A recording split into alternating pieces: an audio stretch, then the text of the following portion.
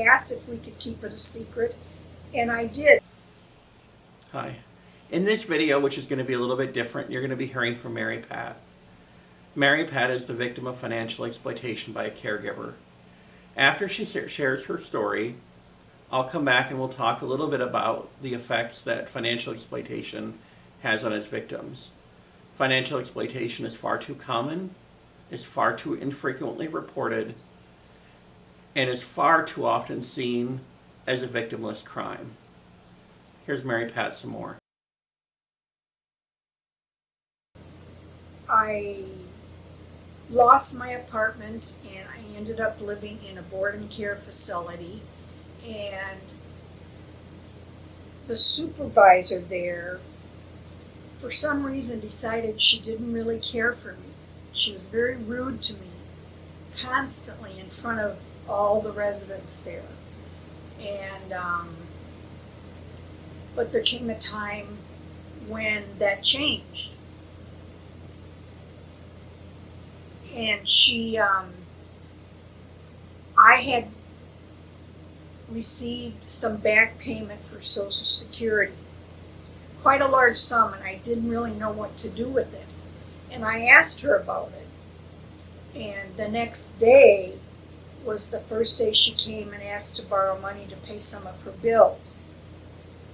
The supervisor of most of the employees in the facility wrote me a note that said, I really care about you. You're such a nice person, despite the fact she'd been mistreating me profusely. And said she needed money to pay some of her bills.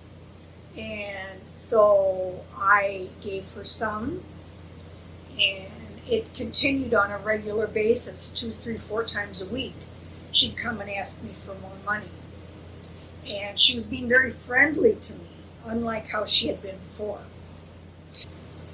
But I was afraid to say anything because she was in charge. And so she asked if we could keep it a secret, and I did for about 5 weeks. Totally used and abused and really kind of stupid, because I consider myself a pretty intelligent person. And she ended up, even when I was still living there after this happened and after she got fired and she was no longer there, I started isolating myself, except for meals, in my room upstairs. And when I moved to where I live now, that has pretty much continued, because I basically don't trust anybody, and she's a big part of that. She's the main reason that I don't trust people. So I continue to keep to myself, and I'm depressed. I would like them to know to not let it go on as long as I did, and to not be afraid to go to somebody and say something, because that's what makes you stronger, not keeping it a secret. Keeping it a secret doesn't make you stronger. And the first time you tell another person, that starts giving you a little bit of your power back. Well, I'm still untrusting of people, and I don't know when or if that's going to change, because I considered myself a very strong person and a very intelligent person.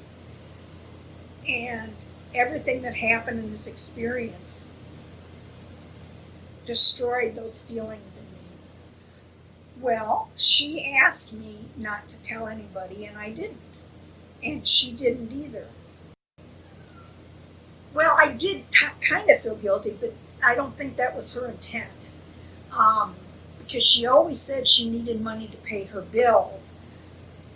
Later on, I found out she was going to the casinos and playing bingo. She did. She did. She had money that was supposed to come in from an accident settlement. Told me she'd pay me back then. Never did. Spent it all on probably more gambling. Okay. So I never saw a penny from her. Oh, just that I wish I had said no from the beginning. I wish I had heeded that little voice inside me that said, something's not right here.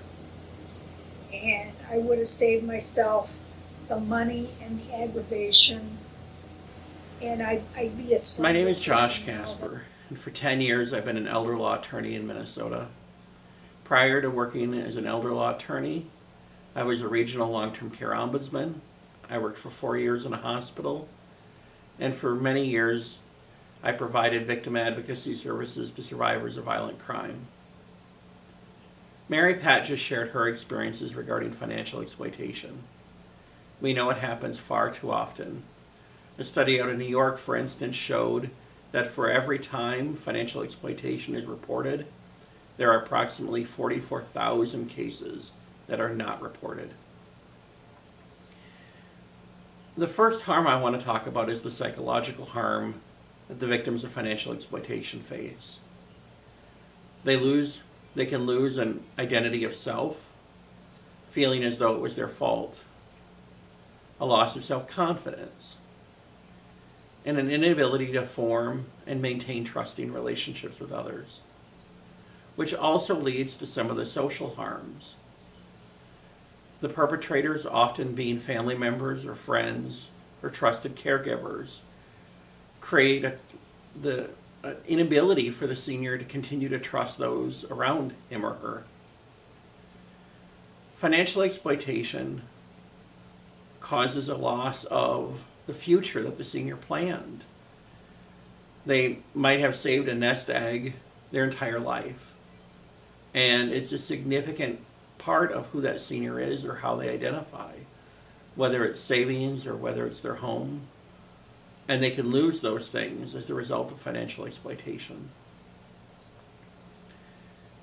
Financial exploitation obviously leads to financial harm for the senior.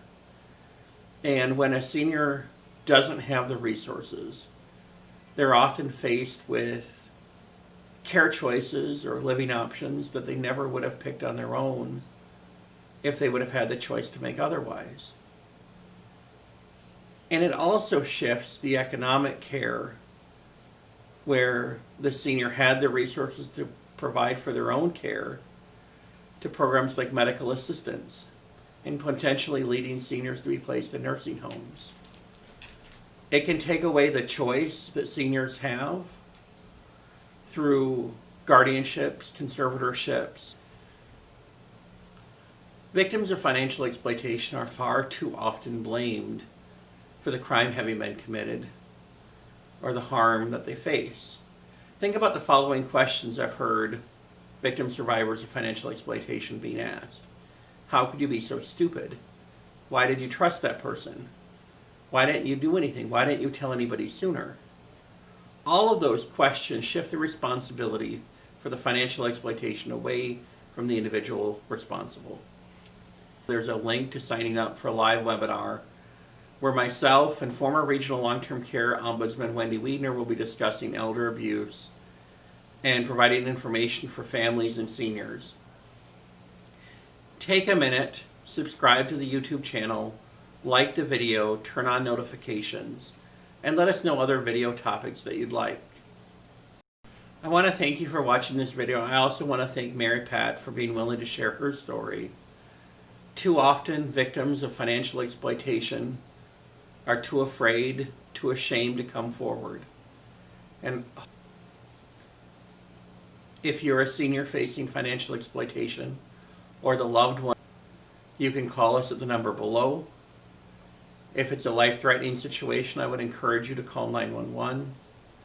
And you can also file a report 24 hours a day through the MARC system in Minnesota. And that number is at the bottom of the video in the comment section. Thanks a lot. Have a great day.